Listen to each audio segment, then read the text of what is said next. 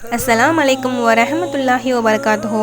நபி ஸல்லல்லாஹு அலைஹி வஸல்லம் அவர்கள் நவின்றுள்ளார்கள், எவர் அல்லாஹ்வை இரட்சகனாகவும் இஸ்லாத்தை மார்க்கமாகவும் முஹம்மது நபி ஸல்லல்லாஹு அலைஹி வஸல்லம் அவர்களை தூதராகவும் பொருந்தி கொண்டாரோ அவர் ஈமானின் ருசியை சுவைத்து கொண்டவராவார்.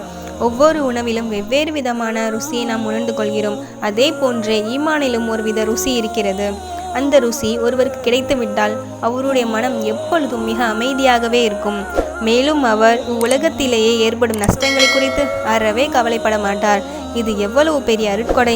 இந்நிலை ஒருவருக்கு கிடைக்க வேண்டுமானால் அவர் முழுக்க முழுக்க அல்லாஹ்வையும் அவனுடைய ரசூலையும் அவன் அளித்த இஸ்லாம் என்ற மார்க்கத்தையும் பொருந்து கொள்ள வேண்டும். உதாரணமாக, ஒருவர் மற்றொருவரை பொருந்தி கொண்டால் அவர் என்னென்ன சொல்கிறார்களோ அதை நாம் கேட்டு நடக்க வேண்டும்.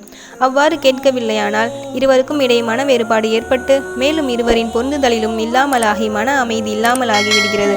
அதே போல அல்லாஹ்வை பொருந்தி கொண்ட ஒருவர் அவனிட்ட கட்டளைகளை ஏற்று நடக்க வேண்டும். மேலும் அவனுடைய தூதரின் வாழ்க்கை முறையை பின்பற்றுவதுடன் இஸ்லாம் என்ற தீனின்படி வாழ்க்கை அமைத்து கொள்ள வேண்டும். இவ்வாறு யார் செய்யவில்லையோ அவர் அல்லாஹ்வையும் அவனுடைய தூதரையும் அவன் அளித்த இஸ்லாம் என்ற மார்க்கத்தையும் பொருந்தி கொண்டவராக ஆக மாட்டார்.